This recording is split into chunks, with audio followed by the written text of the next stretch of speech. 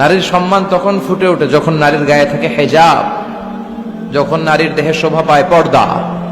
এই হেজাব আর পর্দা নারীর অধিকার, এই হেজাব আর পর্দা নারীর অহংকার, এই হেজাব আর পর্দা নারীর আভিজাত্যের প্রতীক, এই হেজাব আর পর্দা নারীর রুচির প্রতীক।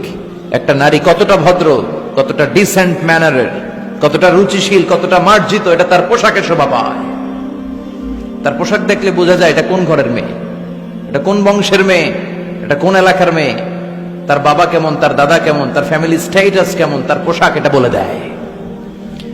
এজন্য হেজাব আপনার অহংকার, আপনার অধিকার, আপনি বুঝে নেন।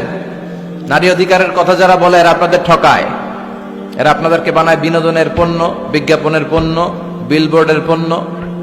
রূপালী পর্দায় নেকেড উলঙ্গ অবস্থায় আপনাদেরকে প্রদর্শিত করতে চায়, গল্প কবিতার উপন্যাসে আপনাদের সম্ভ্রমহানি করতে চায়।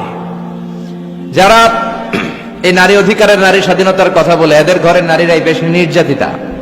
খুঁজে দেখবেন, পত্রপত্রিকা আমরা প্রায়ই দেখি, এদের হাতেই এদের ঘরের কাজের মেয়েগুলো নির্যাতিতা হয়। এজন্য নারীদেরকে সম্মান দিয়েছে ইসলাম, শুধু সম্মান, স্ট্যাটাস আর মর্যাদাই দেয় নাই। খেয়াল করে শুনবেন বোনেরা, ইসলাম আপনাদেরকে দিয়েছে অধিকার।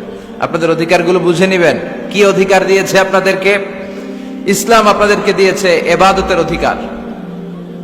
আপনি ইবাদত করবেন, আপনার বাবা, আপনার স্বামী আপনাকে বাধা দিতে পারবে না। বিশ্বনবী বলেছেন, লা তামনাউ ইমা আল্লাহি মাসাজিদাল্লাহ, খবরদার আল্লাহর দাসীদেরকে আল্লাহর ঘরে যেতে বাধা দিও না।